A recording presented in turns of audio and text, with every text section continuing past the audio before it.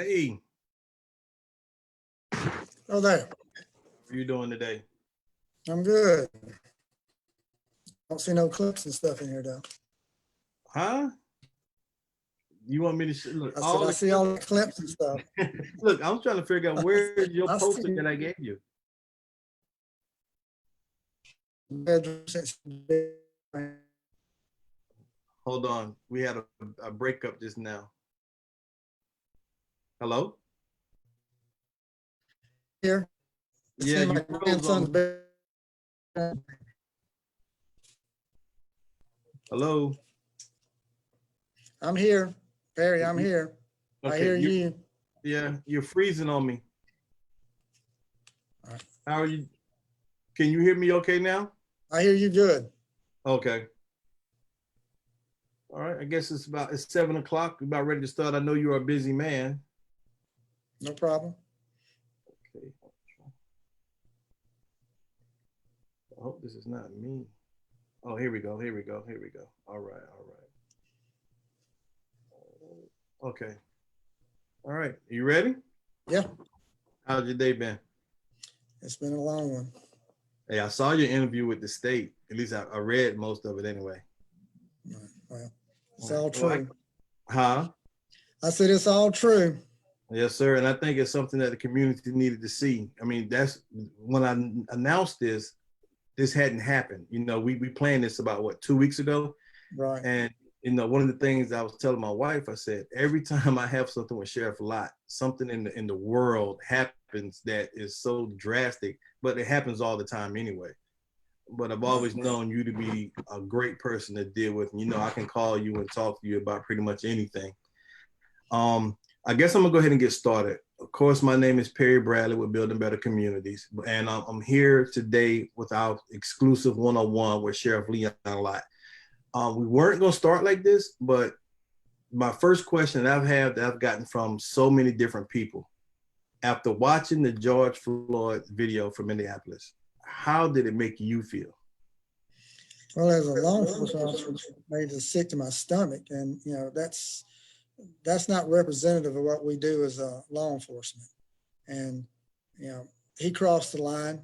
I'm not going to say that was a cop that had the knee on Mr. Floyd's neck. That was just a thug, just a bad guy. And there's no such thing as being a good guy and 1 minute and a bad guy the next. Either you're a good guy or you're not. And he crossed that line. So I will tell you that good cops hate stuff like that as much as anybody does, because it impacts all of us. It does not matter that it happened in Minneapolis. It still impacts us all across the United States. So you've probably seen all the comments from all the law enforcement. You haven't seen anybody take up for him, and you will not see anybody take up for him. Now, that was just totally outrageous what he did. It cost a man his life, and you will never get a good cop that's going to justify his actions whatsoever. And the authorities are going to do what they have to do, and I anticipate that he will be arrested, and he should be arrested. Okay. I know one of the biggest things I was going to tell you, and this is kind of personal, but watching that video as an African American, it makes me feel so helpless right now. It's so important that even though I know so many officers, I try to do my best to stay on the right side of the law. It seems that we have a target on our back from things like that, because I'm not going to always be in Richland County. Thank God that I am, but I have to leave. When I leave here and I go to other cities, I almost cringe when things like that happen. I was in Houston, Texas, and we have to deal with things like that when it comes to the cops there, because they don't know me. They don't know who I am, except for the fact they see an African American, and I don't know what their thought process is. After seeing the video, I know you guys have gotten a lot of maybe hate from the community here. How do you deal with the individuals that live in Richland County who have never experienced this from you, but who want to put you in one lump sum with the bad cops? Well, I'm going to have to disagree with you a little bit, because we haven't received a lot of hate. And I think that's the reason that it makes us different than probably other parts of this country, is that we have worked so hard to build relationships. And I will tell you, as a white person who's a police officer, I cringed when I saw it too, because I knew what was going to happen. I knew that it would, it could destroy a lot of the good work that we've done for so many years, but I have not seen that happen in Richland County. When something bad happens in Richland County, we address it head on. We get out and talk about it, and we don't hide behind saying it's under investigation. We get out front and say, look, this is what happened. This is why we did what we did. If it's something that happened bad, then we take action on it. And I think that's what the public wants and the public expects.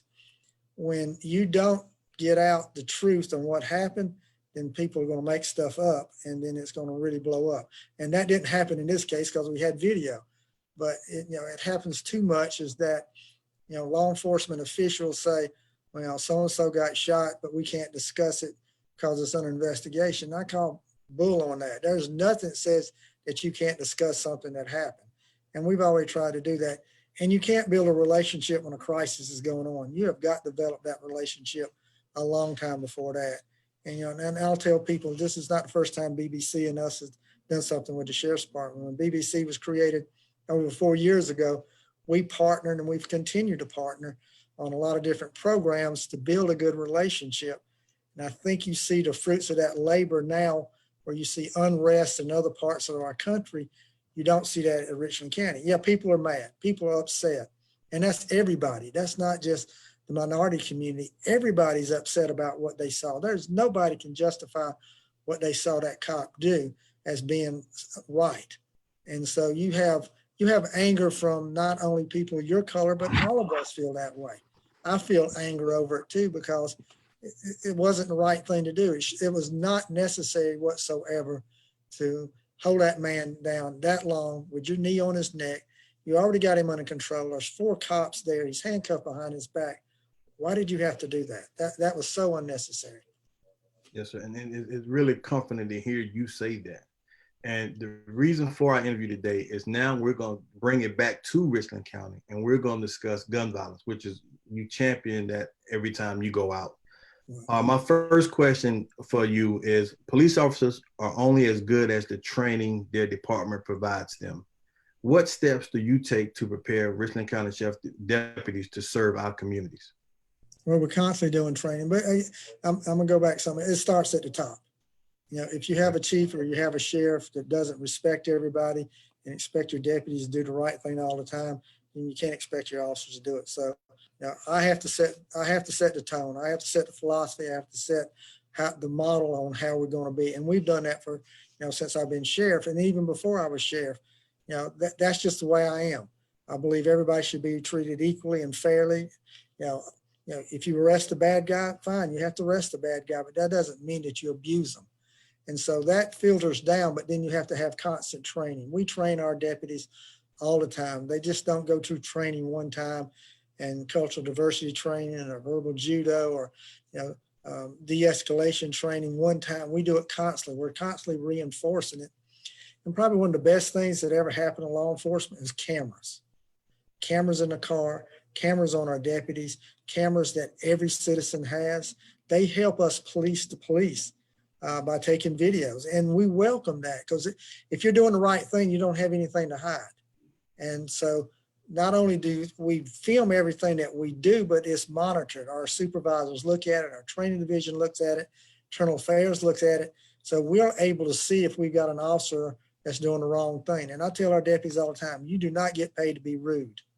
And you don't get paid to abuse somebody. So our training are constantly monitoring it and allowing citizens on our Citizens Advisory Council to be part of what we do, to see what we do. So that's your voice. When I say you, that's all the citizens have a voice in what we do at the Sheriff's Department. And so our Citizens Advisory Council represent all the citizens. The diverse Richland County that we have is represented by that Citizens Advisory Council. There's no secrets from them. They see everything that we do. They see our policies, they see our complaints, they see everything that we do. So they can be the voice of the community with the Sheriff's Department, and also be the voice of the Sheriff's Department. When they see something, they can go back to the community and say, hey, this is what happened. I've seen the video, I've seen the investigation, I know what's happening. So you got to be, the key word today is transparent. I mean, everybody talks about, we've been transparent before that word was ever created, because that's the way to do things. That's the right way to do stuff. Awesome, awesome. Now, you talked about it starts at the top with you. How did you get into law enforcement, and how did your career evolve to you becoming sheriff? I got arrested. I got arrested when I was 16 years old for egging police cars. Really? And most people, go, never thought you'd answer that. But I grew up in Aiken, and one summer, and a couple of friends, as bored teenagers, went out and we egged cars and egged police cars and got arrested for it. And I went through a diversionary program. And while in college and deciding what I want to do with my life, I realized what an impact that had on me and how it turned my life around, made me look at things I were doing. And I said, I want to do the same thing. So that's what got me started, wanting to be a police officer. Graduated from USC May of 75 and started Richland County 1 month later in June of 75. And 45 years later, I'm still here. Enjoy every moment of it. It's still exciting to me. It's still challenging and gives me the opportunity now as sheriff to see young people come in a profession that I've been in so long and help them develop their career. If you had to pick maybe one thing, what do you like most about your job? Meeting people, just getting to meet so many different people. You look at Richland County and how diverse we are. You name it, we've got it in Richland County. And be able to meet so many different people of different cultures and learn about them and build a relationship with them. It's not responsibility of the community to come to us. It's our responsibility to go to them and build a relationship to them. And so that's the thing I enjoy the most, is just getting out and meeting people. To me, that it's fun. It's fun and enjoyable to meet all kind of different people. Awesome. What are the common challenges you face in your department? Well, I think what we face right now is the same thing people across the United States is facing, and that's gun violence, particularly youth violence. I got asked by a newspaper today to name the 3 biggest challenges that we have at the Sheriff's Department, and I named all 3 of them as being youth violence, and youth violence. And it's not just here. You look in Charleston, you look in Greenville, you look in all other cities. It's the same thing. We've got a generation now that believes in the gun. They live and die by the gun. And we've got too many young people that are dying because they think a gun is the answer to everything. So our biggest challenge now is youth violence and creating a generation that doesn't believe in violence. Okay, awesome. Has the COVID-19 pandemic played a major part in increasing challenges that you have? It's just made our job a little bit different. We couldn't close up and say, hey, the Sheriff's Department's closed down, we're going to work from home. We actually had to do even more. People were scared of the virus. We didn't want them to be scared of crime too. So we flooded the streets with high visibility. We had 97 school resource officers who wasn't in school anymore. We had deputies that worked in the courthouse, and the courthouse wasn't open. So we were able to put those in the community. Law enforcement is a dangerous job anyway. But usually you see the bad person. You know what your enemy is when you're dealing with it. The virus we can't see. So we've had to adapt to that and make sure that our officers were protected. And, out of probably 900 people who work and volunteer at the Sheriff's Department, we've only had 1 full-time deputy that's got the virus. He's fully recovered now. So I think the things that we've done to keep our deputies safe and the community safe has worked. And we're going to continue to do that. But the word now is new normal. Our life will never be like it used to be. Just like after 9/11, our lives change. I think you'll see our lives change now. We'll get back doing things that we've always done, but we'll do them in a different way. We'll do them in a safe way, understanding the virus is there until till there's a cure for it, till there's a vaccine that prevents someone from getting that. We still got to be careful. It's still out there and it's still very deadly. Yes, sir. I appreciate the fact that I think your department gives, I don't know how many, but you give out face masks in the communities a lot. We gave out probably 5,000 face masks today. We've got 5,000 more that we've partnered with the Columbia branch NAACP and Miss Christy Savage and in the North Columbia area. And next Monday from 3 to 5 food line on, I think Fairfield Road, we're going to be giving out more masks. As businesses and companies give us masks, we have them. Our deputies have this protective protection gear that we've got. So when, you know, we get a donation this week of 10,000 masks, I don't need them in the sheriff's department, but we need them in the community. So we go out in the community and we give them out. Miss Margaret Sumter was in Gadsden today giving them out. We're giving them out to places that may not have the opportunity to come somewhere to Columbia to get them. We want to make sure our rural areas have them. We want to make sure that the areas that just don't have that opportunity to get them, we go out there and we give them to them. That's awesome. That's awesome. Have you seen technology and the internet change your approach to law enforcement in the last decade? Oh yeah, that's probably been the biggest thing I've seen in my career is technology. Just, I mentioned earlier about cameras. Nobody would have ever thought 30 or 40 years ago that every police officer would have a body camera on them. There'd be cameras in the car. There's cameras pretty much anywhere you go in Columbia, Richland County, there's cameras, and it's a good thing. So that technology has really helped us out a lot, and it's helped citizens out. It's helped us do a better job because it's been able to help us identify when we do have deputies and law enforcement is doing the wrong thing. They can't hide behind, well, nobody saw it. It's all on film now, so on camera, and cameras don't lie. And so that's helped us out. Technology with DNA has really helped us out a lot too. So one of the things that we try to do at the Sheriff's Department is not look at technology today, but what will be technology 5 years from now. So let's go ahead and start working toward that. And I get asked a lot of questions about live PD. Live PD is the future of law enforcement. 5 to 10 years from now, everything that a police officer does is going to be live streamed for everybody to see it. So live PD is just allowing us to do the future today. That's awesome. I love live PD, by the way. Well, what? I think what it's done, and Perry, let me go back to that. You know, okay. It's not for entertainment. That's not why we did it. We did it for a couple of reasons. One was transparency, to show everybody what we do.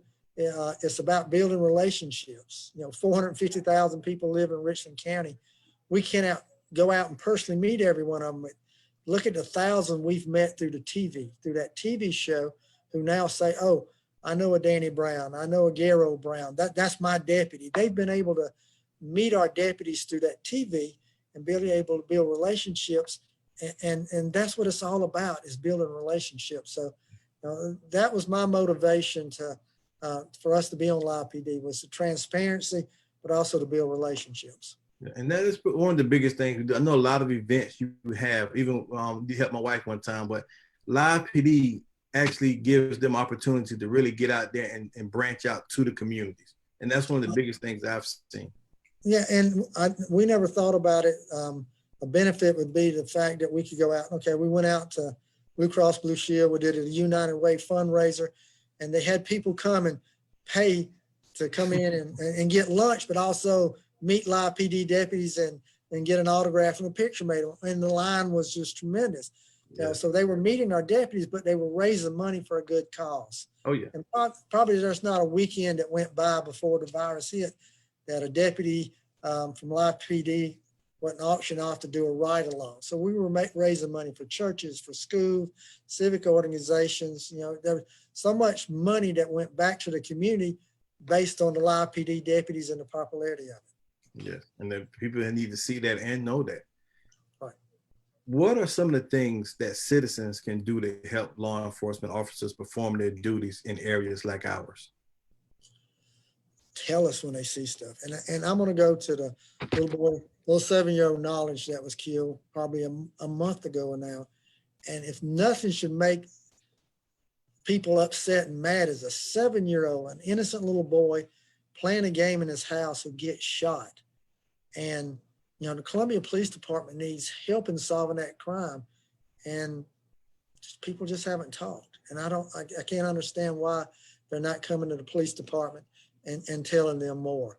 So we need citizens to help us. And, you know, we're going to protect you. We're not going to let, you know, publicize your name in the paper that you called and told us something. That's why you have Crime Stoppers, which you can anonymously, you know, call in and give tips. We need tips in solving crimes. And people in the community see what's going on, but you have to have a relationship with them for them to speak.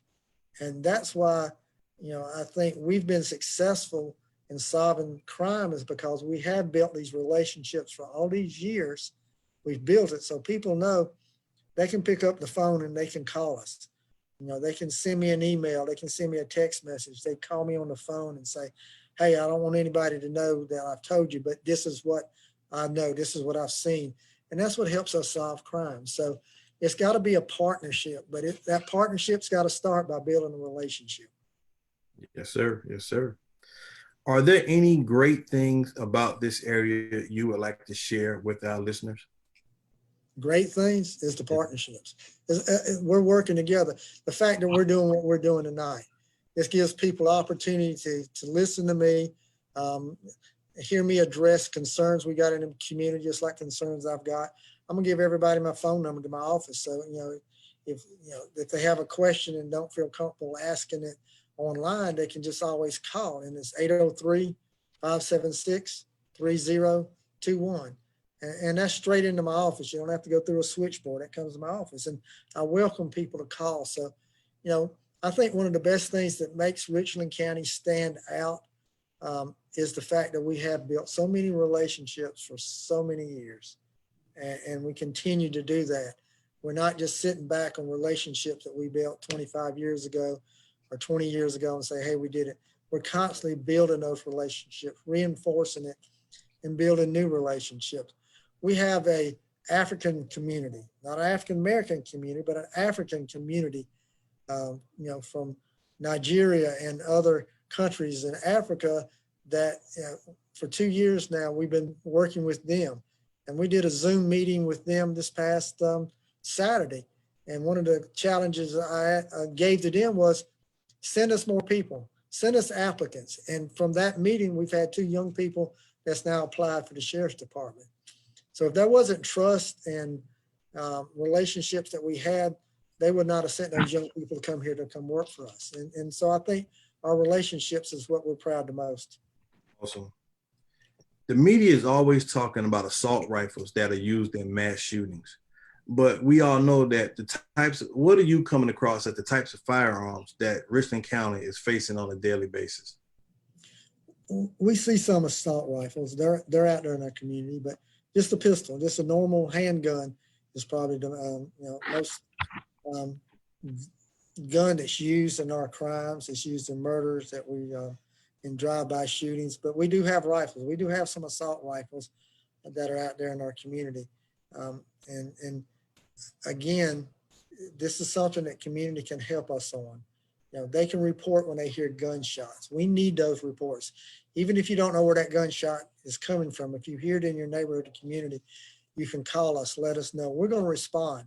And we may not find anybody there. We may not see anything that's shot, but we may find shell casings. And those shell casings we'll collect, we'll analyze them, and that may help us solve another crime sometime. One thing that we see with our gun violence, though, is criminal domestic violence. We've had 2 double murders this year that were criminal domestic violence murders. And that's a tragedy that we've got, that a domestic violence escalates to something like that. And that's so hard to stop that cycle of violence. And so we ask, anybody that's out there that's being subjected to domestic violence, there is help. You can get help. There's organizations like Sister Care that can help you. So please don't allow that domestic violence to escalate to where we lose someone's life. Yes, sir. Now, the community is often accusing police in general of not caring. I see Richland County at a lot of community events. What type of events are you guys a part of? Well, we'll start right here. If I didn't care, I wouldn't be on here tonight. Yes, sir. I'd be sitting home with my teenage daughter and my wife, doing something family time. But to me, it's important enough for me to be on here with you. So we're at everything. You name it, we're going to be at it. I just left Green's Barbecue on Farrow Road. They had their grand reopening tonight, and they invited all public safety to come and the community be there. So I thought it was important enough for me to drop by there before I got on here with you and your viewers. So we try to go to everything that we can. Unfortunately, with this virus in the last few months since March, you haven't been able to do those events. So we're having to use technology like we're doing now. You know, if it wasn't for the virus, we would be doing this where you would probably have it at a church or somewhere, and we'd have people sitting there. We've done that before, but now we're using technology. So it still gives us a way to do it. But, you know, we go to everything. You name it, we're going to be there. Yes, sir.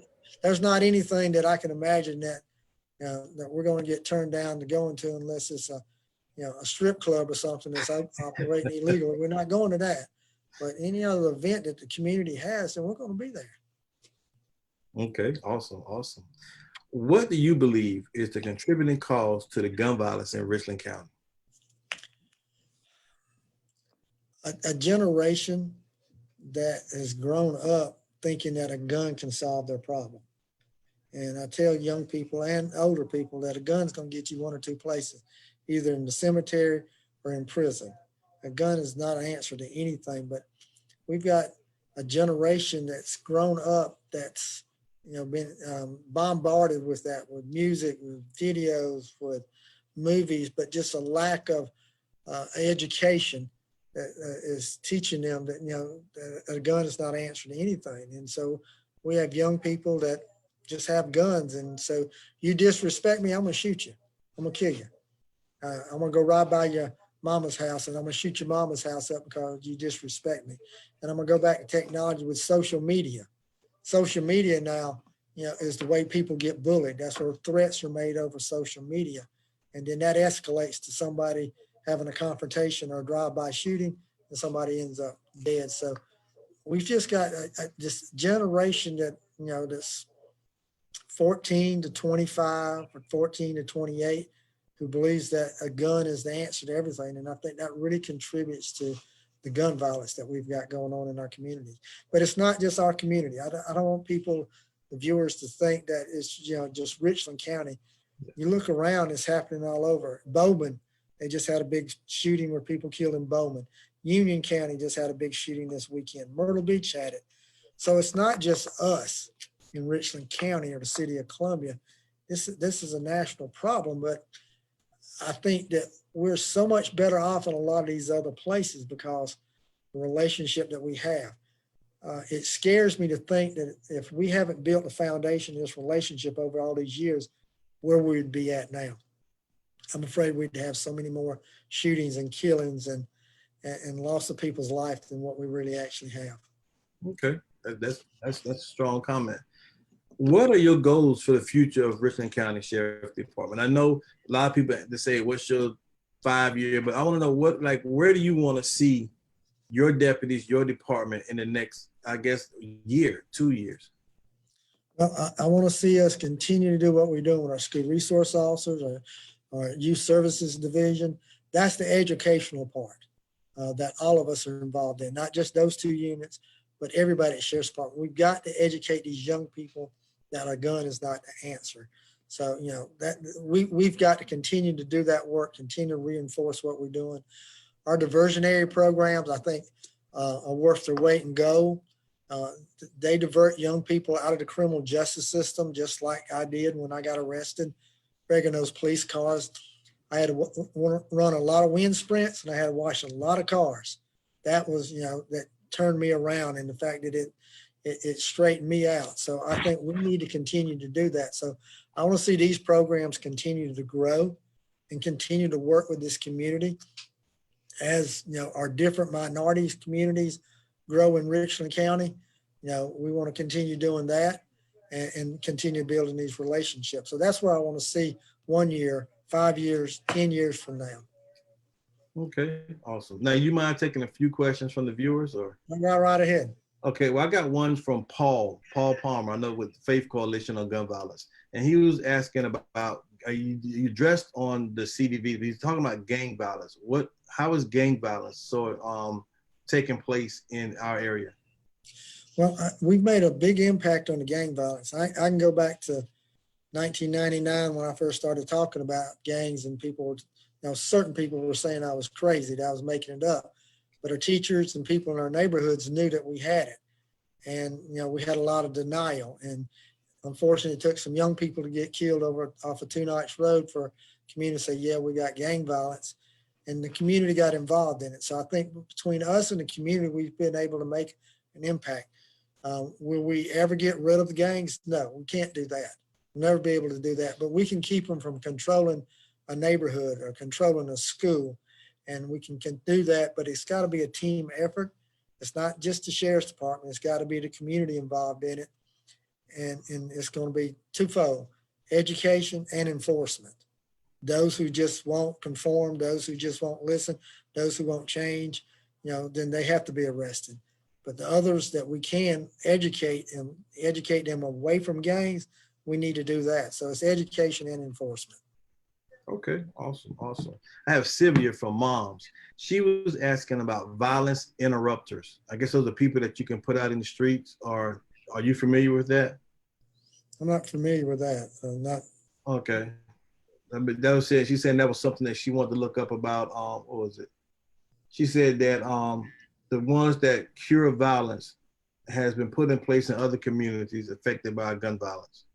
I'd love to research that. So I'll research that. And if that's something that we can do here that's been successful other places, then we'll definitely do it. I'm not opposed to any program that's going to help, so, and what I've learned through a lot of years is no need to reinvent the wheel. Somebody's got a program, then I'll take it from them. I'll tell you, one of the programs we got is, our High Five Fridays that we were doing in our schools. I didn't come up with that program. That was from up north. A law enforcement agency did it and got one complaint, so they stopped doing it. And somebody told me about that program. I said, that was crazy. So that's one of the best programs we do now is High Five Fridays, where our deputies are there when the kids, elementary kids get off the bus or the car rider line, and we got music and we're dancing and we're high-fiving them and hugging them. The smiles that you get on these kids' faces and the parents and the teachers. And that wasn't a program we created, but it's a program that we saw that worked. So, if that's a program, then we'll definitely look into that. Okay, awesome, awesome. Is there anything that you would like to ask of us or the viewers? Or yeah, get involved. I want you to get involved. We need you to get involved. Let me give you my email address so everybody will have that. I already gave you my phone number. It's 803-576-3021. My email here at the Sheriff's Department is sheriff, SHERIFF, at rcsd.net. Just sheriff at the initials of the Richland County Sheriff's Department.net. I encourage you to, email me and let me know, not just when we're doing good stuff, but if something's going wrong, then let me know. I can't fix it if I don't know about it. So that's yes, why I encourage, citizens to let me know, if they see something, let us know about it. Go to our website, which is rcsd.net. Again, initials, Richland County Sheriff's Department, rcsd.net. You can find out about all the programs we've got, the education stuff that we can come out and do, just what we do here at the Sheriff's Department. Application online. And let me tell you this, Perry, we're so lucky that we don't have openings here. We stay constantly full, and we have a waiting list of, people that have applied, been processed, and waiting to come to work here. Nobody else can say that. And that's because we don't do recruiting. Our deputies are our best recruiters by the job that they do in the community. Our community people are our best recruiters when they tell their sons and their daughters and their grandchildren, hey, go work at the Sheriff's Department. Just like this past weekend with the African community. And when I asked them, send us people, 2 of them did. They sent us their son. They sent us their daughter. And so, to me, that speaks volumes of what we've been able to do here is the fact that we don't have openings. When you look at nationwide at other law enforcement agencies, they can't fill the department. They don't have enough people to come in and apply that they can fill their open positions. We don't have that problem. Yeah, that's awesome. That's awesome. Anything else or? No, I just want our citizens to be involved. I want them to feel like this is their Sheriff's Department. It doesn't belong to me. It belongs to the community. It belongs to the people. And we want people to be part of what we do. So, I encourage you, if you've got an event and you want us to be there, from our 9-foot deputy to our DARE car to live PD deputies to me being there, all you got to do is ask. The email, the telephone, just let us know about it. We want to be there and we want to be part of it. And we really want to do stuff with kids. Anytime there's an event that's got young people involved in it, invite us to be there. We want to be there. Oh yeah, yes, sir. Now, I can attest to that.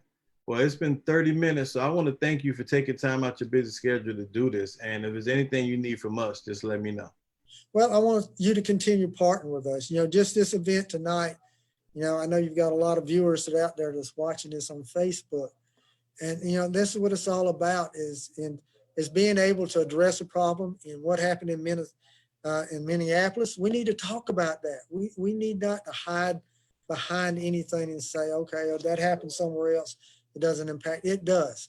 We need to talk about it. When you have issues and you have problems, people need to come together, talk about it, discuss it, find ways that we can address it, and make sure it doesn't happen again. Unfortunately, I can't say what happened in Minneapolis might not ever happen again. But I can tell you that we can learn from it and we can get better. We can get better if we work together. Yes, sir. Now that I agree with. Yes, sir. 100%. All right. Well, thank you, Sheriff Lott. It was a great talking to you. All right. And again, use my email, use the telephone numbers. Please contact us. I welcome anybody to contact us at any time. Yes, and I'll put a direct link on our website, which is www.bbconline.org, and it will go straight to your office. Perfect. Well, thank you, Perry. All right. Be safe. All right.